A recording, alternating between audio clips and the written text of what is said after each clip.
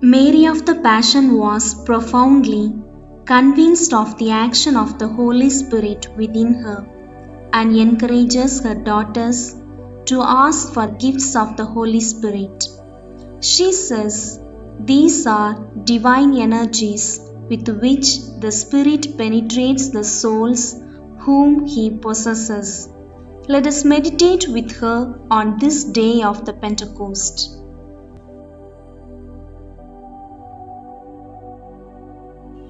The Holy Spirit is love.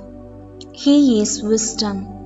This is because He is supremely the Spirit of peace. Let us not count on ourselves to live in wisdom in order to live in conformity with love.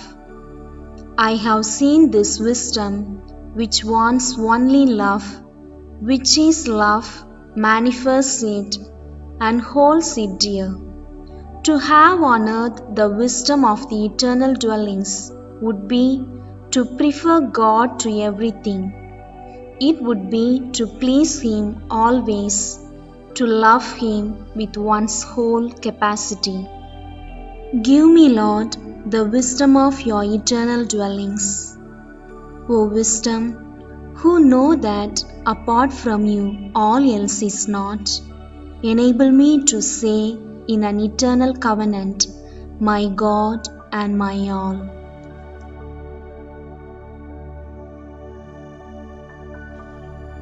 By means of the gift of understanding, the path of contemplation, a foretaste of blessedness is opened up to us.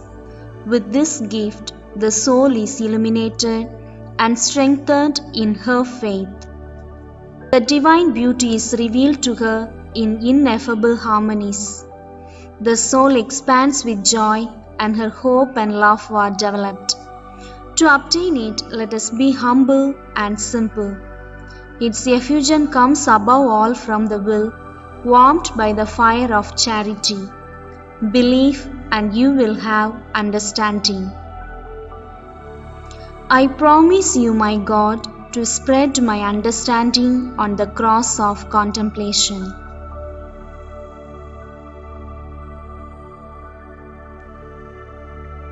To practice what we know, we need to hear the voice of the Spirit. This gift comes to us through the gift of counsel. It acts on our intelligence, telling us what we should do, what we should avoid, like the gift of fortitude acts on our will. Let us follow the direction which the Holy Spirit imparts to us. O Divine Spirit, O wise and prudent Virgin, it is from you that we await the gift of counsel in order to know what we should do, in order to teach it to others.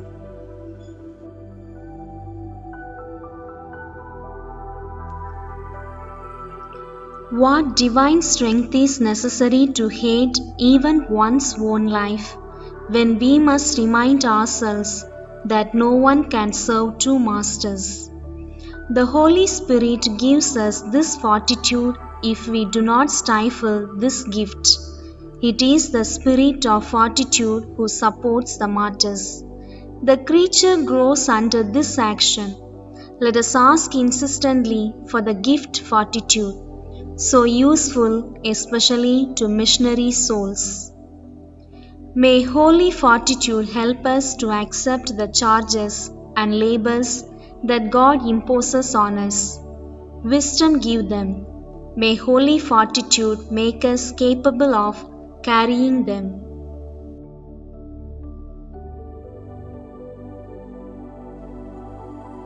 Knowledge enlightens the intelligence. It is not at the service of whims or feelings. How good it is to be a soul of reason, duty, and will. I would like to make my daughters women of reason and duty, souls of a living, speaking, and acting faith. Prudent because make themselves worthy of the light. Spirit of knowledge, give me knowledge of all that faith teaches, and grant that I may conform my life to this knowledge. If your light shines within me, I will be kept for knowledge. If your light shines within me, I will lose the power to lead me astray.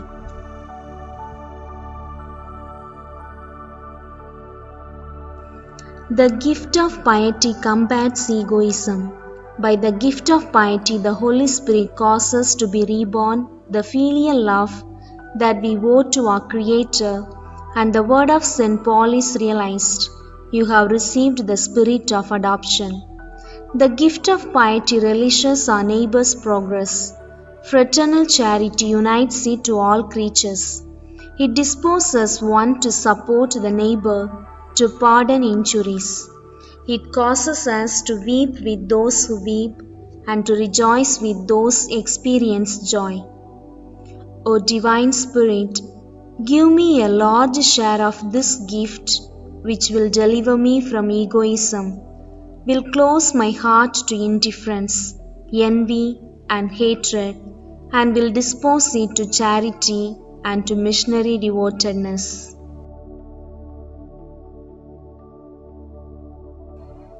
Francis did not fear. God was his all. With God for his all, he no longer feared anything. Holy abandonment is the fruit of holy fear. Holy fear dreads only offending God. It abandons everything else. Preserve in us, O Divine Spirit, the fear of God infused in our soul by baptism and perfected in confirmation. Spirit of love, help me to conciliate it with peace and joy.